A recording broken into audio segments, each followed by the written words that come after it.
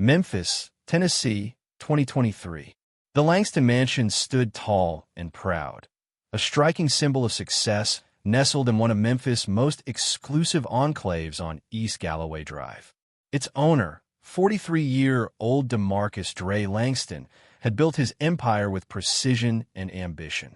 An MIT graduate with a background in cybersecurity, Dre launched SafeSpace Technologies in 2014, a security software firm that quickly attracted major corporate clients. To the outside world, Langston appeared to be a man who had triumphed over tragedy and rebuilt his life from the ground up. But behind the grandeur lay a dark and deeply buried chapter. In May 2016, Dre's first wife, Zaria Whitlock Langston, then 36, vanished while the couple was vacationing at the El Dorado Royale Resort in Playa del Carmen, Mexico. According to police reports filed with local authorities, Zaria had gone for an early morning swim and never returned. Despite extensive searches, only her beach towel and sunglasses were found on the sand. Detective Carlos Menendez of the Quintana Roo State Police led the investigation and ultimately ruled the case a probable drowning. The currents that morning were unusually strong, he noted in his final report. We had 3 other water rescues that same day. Langston's response appeared consistent with profound grief. He remained in Mexico for 2 additional weeks, assisting local authorities with the search. Upon returning to Memphis, he established the Zaria Whitlock Foundation, which focused on promoting water safety education in underserved communities. Dre was completely shattered, recalled Jessica Pearson, Zaria's best friend. For months, he could barely get out of bed. In 2017, after Mexican authorities officially declared Zaria deceased, Langston organized a memorial service at Centenary United Methodist Church. Over 300 mourners attended. Court records reveal that 6 months later, Dre collected a $2.5 million life insurance payout from a policy issued by Guardians Insurance. Life, however, moved forward. In 2019, Langston remarried, this time to Vanessa Chun, a 34-year-old marketing executive he had met at a tech conference in Austin, Texas. His business also boomed. By 2022, SafeSpace Technologies employed 87 people and operated offices in Memphis, Atlanta, and Chicago. The company's combined annual revenue exceeded $3.8 million, according to financial records submitted for a business loan that same year. But everything changed on the night of April 12, 2023. Langston was alone at home. Vanessa was in Boston visiting her parents and was scheduled to return the next day. Security footage shows Langston in his study at exactly 9:42 p.m., pouring a glass of Blanton's bourbon into a crystal tumbler. Until 10:17 p.m., everything appeared routine. Then, the doorbell rang. Footage from a home's state-of-the-art security system captured a woman approaching the front entrance. Her face was partly obscured by shadows from the porch light. She pressed the doorbell once, then knocked 3 times. According to Langston's later statement to the police, he was confused but assumed it might be a neighbor in distress. But when he looked through the peephole, what he saw stunned him. He stumbled backward in disbelief, knocking over a side table. Standing at his front door was Zaria Whitlock Langston, the wife he had grieved, memorialized, and, as later evidence would suggest, methodically erased from his life. The security footage left no room for doubt. She was alive. 43 years old now, she wore a pale yellow sundress. On her right wrist was her familiar silver bangle. Her hair, once long and curly, was now styled in a sleek bob, different, yet unmistakably Zaria. And that knock was the beginning of a revelation that would unravel everything. But it was unmistakably her. The doorbell camera caught everything. Faint discoloration around her wrists, a thin scar near her collarbone that hadn't been there before. And then, her voice came through the microphone. Calm, but with a chilling edge. Hey, darling, did you miss me? For 37 agonizing seconds, DeMarcus Langston stood frozen. When he finally opened the door, his skin had visibly paled. The security footage recorded his trembling hand reaching for the doorknob, his voice cracking as he stammered, "Tish, this is impossible." Rewind to 2016, 7 years before that night. In Memphis, DeMarcus Dre Langston and Zaria Whitlock were considered a power couple, admired by their community. Dre, then 34, had founded Take Advantage Solutions in 2012, a cybersecurity startup tailored for small businesses. With an MBA from Vanderbilt University and a gift for persuasion, Dre quickly made waves in the local tech scene. His natural charisma helped him secure over $2.3 million in venture capital funding between 2013 and 2016. Colleagues often described him as magnetic, someone who was nearly impossible to turn down. Zaria, then 32, was a beloved fifth-grade teacher at Riverdale Elementary School. The daughter of Jamaican immigrants who arrived in the U.S. in 1979, she earned her master's degree in education from the University of Memphis in 2011. Colleagues and administrators praised her dedication to her students, especially those from underprivileged backgrounds. According to the school's principal, Dr. Janet Foster, Zaria turned her classroom into a sanctuary. She never brought personal troubles into the workplace. Outwardly, the couple appeared to live a life of prosperity. Financial records showed their combined annual income exceeded $210,000. Their social media accounts told stories of tropical vacations to the Bahamas, a new Mercedes SUV purchased in 2015, and generous donations to local youth initiatives in Memphis. But behind the carefully curated facade, the marriage was quietly falling apart. Files recovered from Zaria's personal computer during the later investigation revealed a very different reality. Email exchanges with her sister, Leona Whitlock, beginning in January 2016, exposed DeMarcus's infidelity. He had engaged in at least 4 extramarital affairs since their wedding in 2010. A detailed spreadsheet maintained by Zaria cataloged suspicious patterns, unexplained absences, evasive behavior, late nights at the office, and bursts of anger when questioned.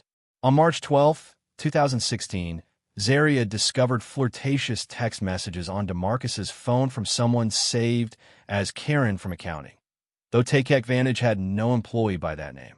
Hotel receipts from the Westin Memphis, found in his suit pocket, revealed overnight stays on dates he claimed to be working late. Credit card statements showed charges from high-end jewelry stores and upscale restaurants in Memphis. On nights he'd said he was attending tech conferences in Nashville. Zaria confronted him on April 3, 2016.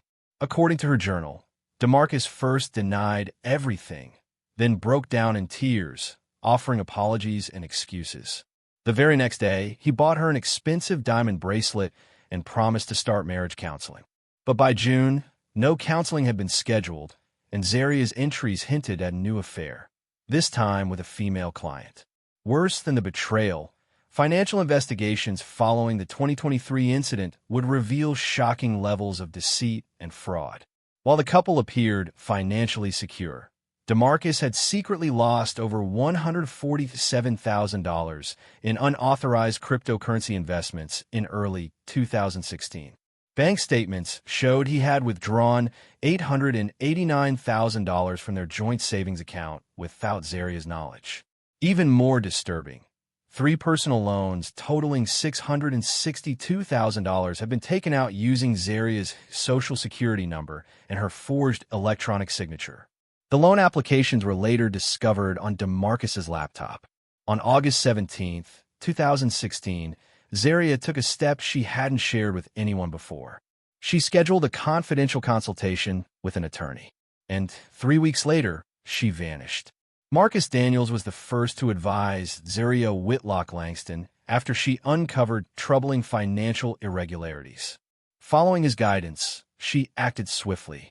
On August 23rd, she legally separated her finances from her husband, DeMarcus. She removed him from their joint bank accounts and initiated independent credit monitoring to protect herself from further unauthorized activity. The consequences were immediate. On August 25th, when DeMarcus attempted a large withdrawal and was denied access, telephone records show he called Zaria 11 times in just 2 hours.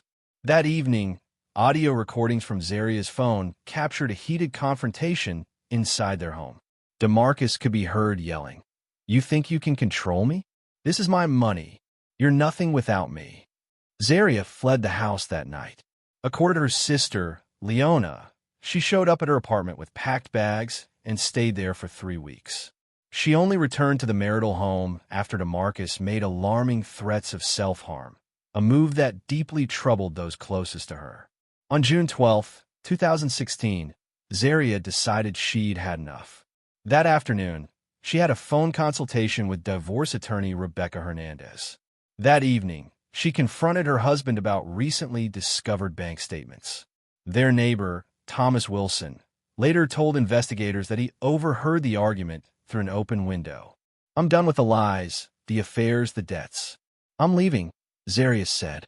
Unknown to Dre, Zaria had already begun documenting their assets. Financial files recovered from her laptop revealed spreadsheets cataloging bank accounts, property holdings, and investment records, all in preparation for a divorce settlement. For Dre, whose commission-based income as a real estate agent had sharply declined, the thought of asset division and potential alimony was financially devastating. Detective Sarah Blackwood of the Coral Springs Police Department, who would later lead the investigation, noted that the couple's trip to Mexico occurred precisely at the peak of Dre's financial desperation. His personal account balance had dipped below $1,200, and he faced more than $4,000 in upcoming credit card bills.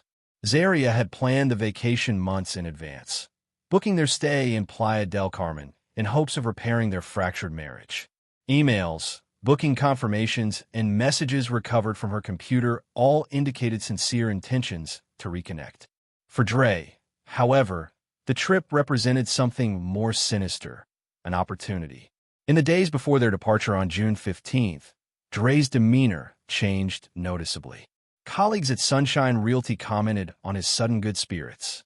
"He brought Zaria flowers," said Lisa Jenkins, the office manager. "It was the first time I'd seen him do something like that in years. He seemed oddly upbeat, especially with the financial stress he was under." Security footage from Miami International Airport showed the couple checking in for their flight to Cancun. Zaria appeared cheerful, smiling as they moved through security together. Hotel records from the Palms at Playa confirmed they arrived at 3:42 p.m. that afternoon. Dre insisted on a private, ocean view suite, away from other guests. For the first 3 days, the couple appeared to be reconnecting. They dined at beachfront restaurants, lounged in rented cabanas, and even shared cheerful posts on social media. But texts Zaria sent to her sister Monique revealed unease. "He's trying, but something feels off. It's like he's acting." On the night of June 19th, the 4th evening of their stay, the illusion unraveled. After dinner at the resort's seafront restaurant, the couple returned to their suite. According to Dre's initial statement to Mexican authorities, they had another argument, this time about new loan documents Zaria found on his phone earlier that day while taking photos. At 10:15 p.m., room service staff reported raised voices from the Langston suite. By 10:47 p.m., hotel security received complaints about loud noises. When Officer Miguel Fuentes knocked on their door at 10:55 p.m., the suite had gone eerily silent. What investigators would later piece together through forensic analysis painted a horrifying picture of premeditated violence. Evidence revealed that DeMarcus Dre Langston had retrieved a .38 caliber Smith & Wesson revolver from his luggage, a weapon he had successfully smuggled into Mexico despite strict border controls. In the early hours of June 18th, Dre used that revolver to shoot his wife, Zaria Whitlock Langston, twice, once in the chest and a second time in the abdomen as she collapsed backward. Knowing he had limited time before someone might hear or investigate, Dre moved swiftly to cover up the crime. He wrapped Zaria's body in a blue cotton bedsheet taken from their vacation rental, then carried her to a rented Jeep Wrangler parked outside. This was no spur-of-the-moment decision. According to case files from the Quintana Roo State Police, Langston had scouted a remote site days earlier during a solo drive, an isolated clearing about 4.5 miles from town, accessible only via a narrow dirt path flanked by dense jungle. At approximately 12:45 a.m., Langston arrived at the remote location. Cell tower records would later confirm his presence in that area for over an hour and 20 minutes.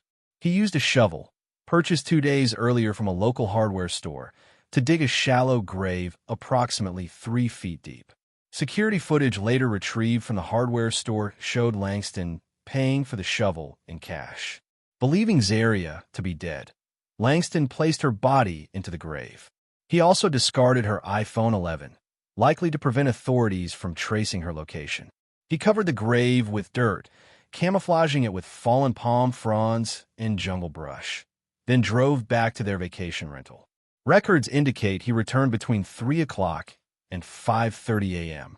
Once home, Langston meticulously cleaned the scene. He used bleach purchased from a nearby supermarket to scrub away bloodstains, cleaning the kitchen floor at least twice.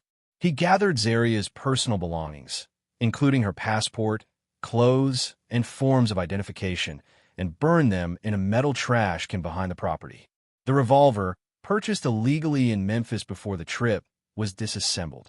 Dre disposed of the parts at different locations along the coastal highway in an effort to destroy all physical evidence. That same morning, June 18th, Langston walked into the local police station and calmly reported his wife missing. He claimed they had argued the previous night about his suspected infidelity and that she had stormed out of the house around midnight. The local police, overworked and used to handling tourist-related incidents, took minimal notes. They advised him to wait, assuming she would return once she had cooled off. No formal search was launched. Dre remained in Playa del Carmen for 3 additional days, posing as a worried husband. In the presence of others, he called Zaria's phone, which he knew was buried with her, and left voicemails expressing concern. On June 21st, he checked out of the rental and flew back to Memphis, telling friends and colleagues that Zaria had decided to stay longer in Mexico. What Langston couldn't have anticipated was the unthinkable. Zaria Langston had survived. Despite being shot and buried alive, the 35-year-old elementary school teacher was not dead.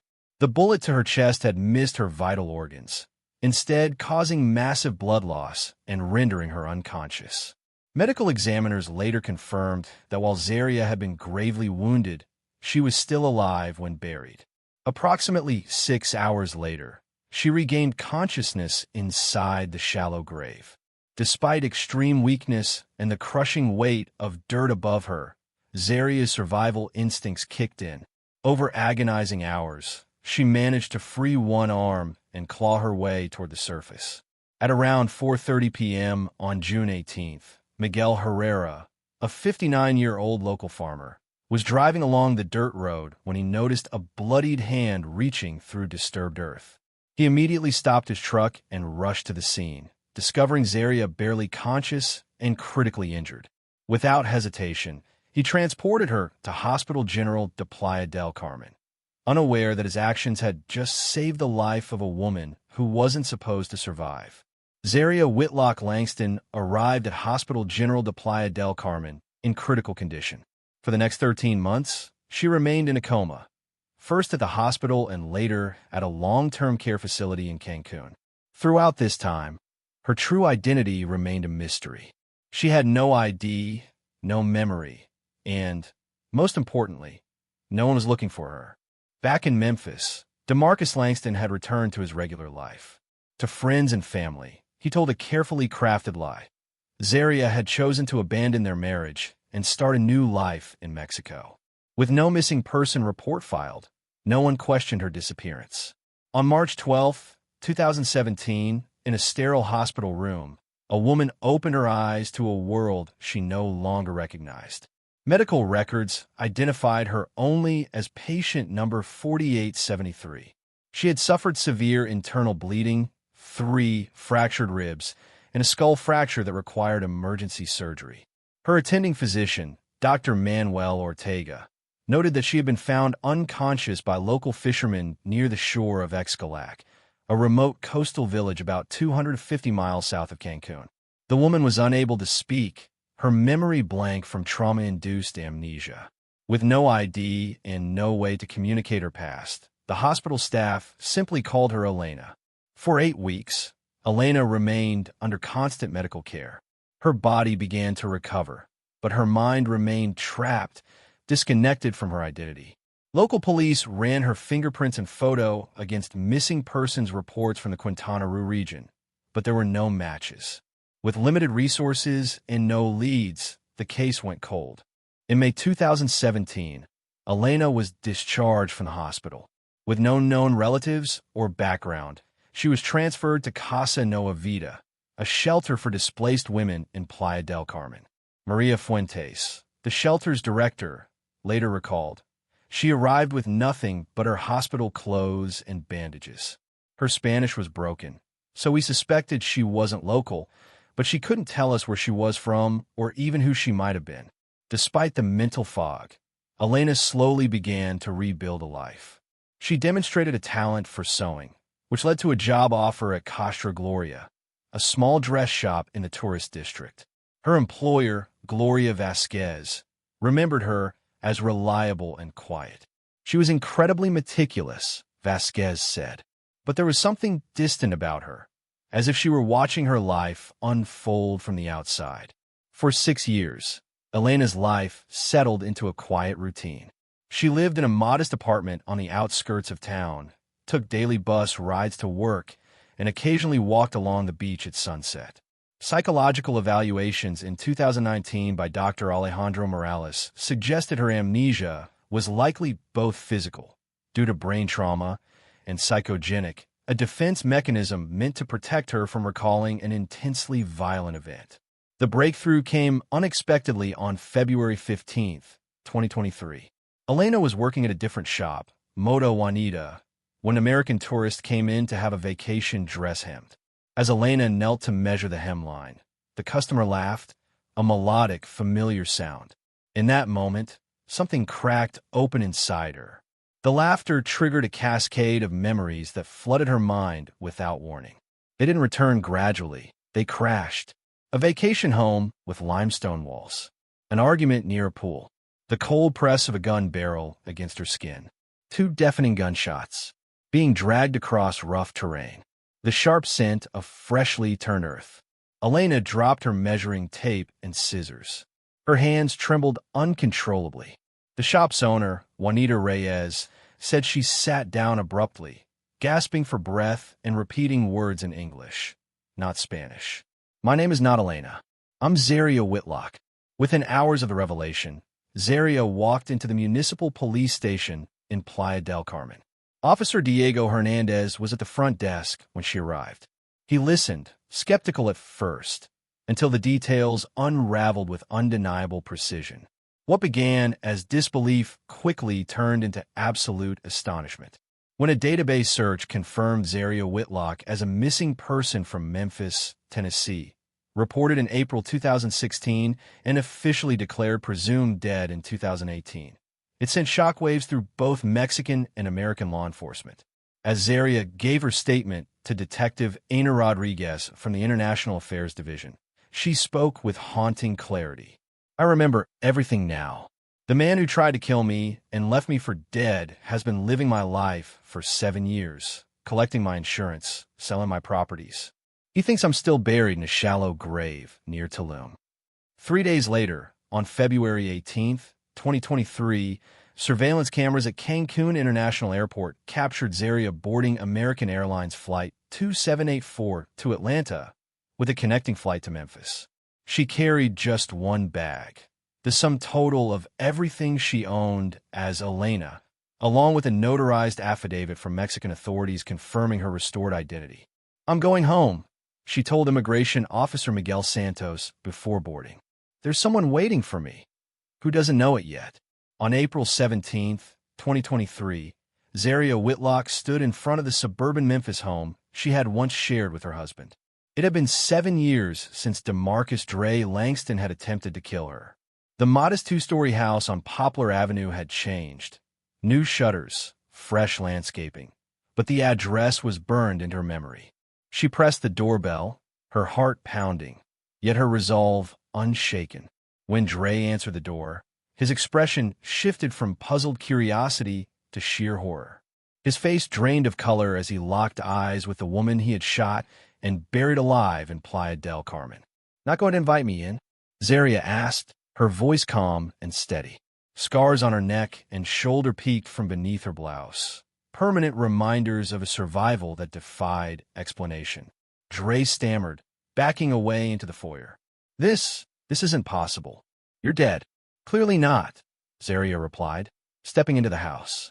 I've been wondering for years why my husband would shoot me and leave me to die. I deserve answers, Dre. The confrontation that followed was brief but explosive. Zaria methodically recounted the events of October 9th, 2016. The argument, the sound of the gunfire, and the terrifying darkness that followed. As she spoke, she discreetly activated a recording app on her phone, capturing Dre's increasingly erratic and panicked responses. You took everything from me, she said. 7 years of my life. My career. My dignity. When Dre lunged toward her, Zaria stepped back and dialed 911. I'm reporting an attempted murder, she told the dispatcher, her voice unwavering. The man who tried to kill me in 2016 is standing right in front of me. Memphis police officers Aaron Reynolds and Tama Freeman arrived minutes later. They found Zaria composed and focused, while Dre was visibly shaken and defensive. The officers separated them for initial questioning. Zaria presented documentation she had meticulously gathered since regaining consciousness. He took out a second life insurance policy on me 3 months before our trip, she explained. $2 million. He collected it in February 2017, after I was legally declared dead. The most damning evidence came from Dre's financial records. After receiving the insurance payout, he purchased the house outright, launched a successful food truck business, and made several large, untraceable cash withdrawals. On April 29, 2023, DeMarcus Langston was arrested and formally charged with attempted first-degree murder. The story made national headlines. The tale of a woman who rose from the grave to bring her would-be killer to justice gripped the nation. The trial began on January 15, 2024, at Shelby County Criminal Court. Judge Eleanor Wynn presided over what quickly became Memphis's most sensational courtroom drama in years. On January 24th, Zaria took the stand. As she entered the courtroom, the room fell completely silent.